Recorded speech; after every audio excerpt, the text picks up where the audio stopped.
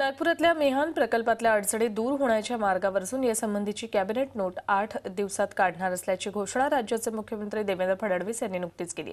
पण प्रत्यक्षात मात्र भूमी अधिग्रहणासंबंधी अजूनही वाद आहेत। प्रकल्पग्रस्त अजूनही आपल्या मागण्यांवर ठाम आहेत। त्यामुळे मेहानच्या मार्गातील अडचणी दूर होत हा प्रकल्प पूर्णत्वाला कधी येईल हा प्रश्न आजही कायम आहे। नागपूरच नव्हे तर विदर्भातील सर्वात महत्त्वाकांक्षी प्रकल्प अशी मिहानची ओळख आहे। पण या प्रकल्पाच्या मार्गात सातत्यानं फक्त अडचणीच येत आहेत। राज्यात आघाडी सरकार सत्तेत असताना इथे विजेची समस्या निर्माण झाली।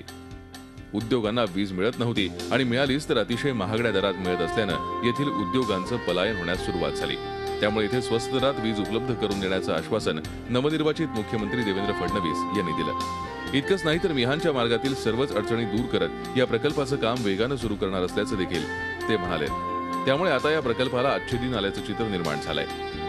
पुनर्वसनाचे काही प्रश्न आहेत की ज्याच्यामुळे खरं म्हणजे आपला एअरपोर्ट जो आहे तो अडकलेला आहे आणि या पुनर्वसनाच्या संदर्भात अनेक वेळा जी तिथले प्रोजेक्ट अफेक्टेड लोक आहेत यांच्याशी थेट चर्चा झाल्या आहेत, त्यांनी मान्यता दिली आहेत, पण त्यांनी ज्या ज्या गोष्टीला मान्यता दिली त्याचे निर्णयच होऊ शकले नाही आणि म्हणून आज ते देखील निर्णय साधारणपणे आम्ही सगळे केलेले आहेत। दुसरीकडे आमचा मिहान प्रकल्पाला विरोध नाही, पण या प्रकल्पाचं काम सुरू झाल्यापासून 12 वर्षांचा आमचा अनुभव चांगला नसल्याची तक्रार प्रकल्पग्रस्तांनी केली आहे। काम सुरू झाल्यापासून गेल्या 12 वर्षात 4 मुख्यमंत्री बदलले, अनेक अधिकारी देखील या काळात नवीन आले, पण असं असतानाही आमचे प्रश्न मात्र सुटले नसल्याची तक्रार या प्रकल्पग्रस्तांनी केली आहे। या काळातील आमचा अनुभव चांगला नसल्यानं आमचा कुणावरही विश्वास नाही असं ते म्हणाले। त्यामुळे पुनर्वसन, अधिग्रहित झालेल्या मालमत्तेचा मोबदला आणि यासारखे इतर प्रश्न जोपर्यंत सुटत नाहीत तोपर्यंत आमचा प्रकल्पाला विरोध कायम राहील असा स्पष्ट इशारा प्रकल्पग्रस्तांनी दिला आहे। आम्ही एकदमच आता पुन्हा विश्वास करत नाही, कारण इतक्या जवळचे लोक येऊनही आम्हाला म्हणजे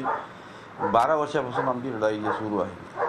आम्ही आमचं जसं जसं प्रोग्रेस होते तसं सरकारला आम्ही काम करू देतो, मिहानला काम करू देतो, पण सरकार आणि मिहान ह्या दोन वेगळ्या वेगळ्या बाजू आहेत। मिहान प्रकल्प पूर्ण करताना प्रकल्पग्रस्तांचेही हित जोपासणं अतिशय गरजेचं आहे। त्यामुळे हा प्रकल्प पूर्ण करताना बाधितांच्या मागण्यांकडे सहानुभूतीपूर्वक लक्ष देणं महत्त्वाचं आहे। Akhilesh Alve, Zee media, Nagpur. Zee 24 तास रहा एक पाऊल पुढे।